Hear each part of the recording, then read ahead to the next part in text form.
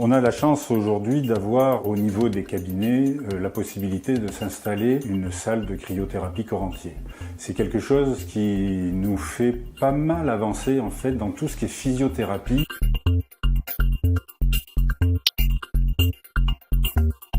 On utilise l'azote, une sorte de froid intense mais extrêmement sec.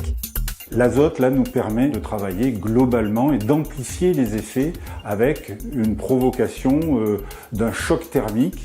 Ce choc thermique, la personne va le subir en rentrant dans la cabine de cryothérapie.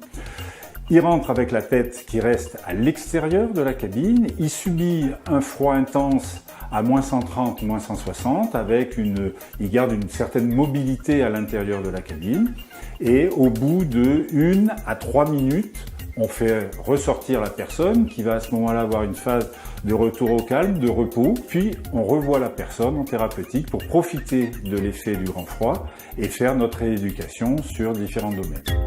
Donc il y a un niveau vasomoteur avec une vasodilatation, vasoconstriction, c'est le premier effet que l'on a avec un froid sur la peau directement mais qui va pénétrer au plus profond avec un froid à moins 130, moins 160 degrés. Après, on a un effet de neuroconduction et on a aussi un effet biochimique avec le grand froid qui va permettre de déclencher des phénomènes hormonaux tout à fait intéressants. Ce sont des réactions biologiques tout à fait naturelles et avec comme effet un effet antalgique, un effet anti-inflammatoire et un effet anti-hémorragique.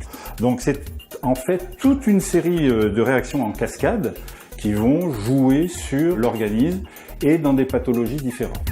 On peut avoir des problèmes en neurologie avec les scléroses en plaques, par exemple, ou les fibromyalgies. La rhumatologie, on a plutôt des effets sur l'inflammation, l'arthrose, les spondylarthrites ankylosantes, qui sont des gros domaines d'application qui nous concernent énormément dans les cabinets. Et nous avons aussi, bien évidemment, toute la pathologie du sportif avec les claquages, les déchirures, les post-opératoires sur des chirurgies du genou ou des chirurgies de la colonne vertébrale, par exemple, où on a besoin d'avoir une prise en charge globale au niveau de l'organisme. Il y a aussi un domaine qui s'ouvre à nous de plus en plus, c'est la dermatologie, avec le psoriasis et les eczémas atopiques.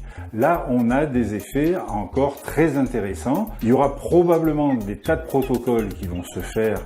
Le dernier en date qui a été fait, c'est sur les graisses. Nous allons avoir un rôle qui est tributaire d'une hormone qui s'appelle l'irisine et qui va amener un effet tout à fait intéressant sur justement les variations des graisses brunes et des graisses blanches dans le monde de l'esthétique et dans le monde du bien-être chez la femme tout particulièrement.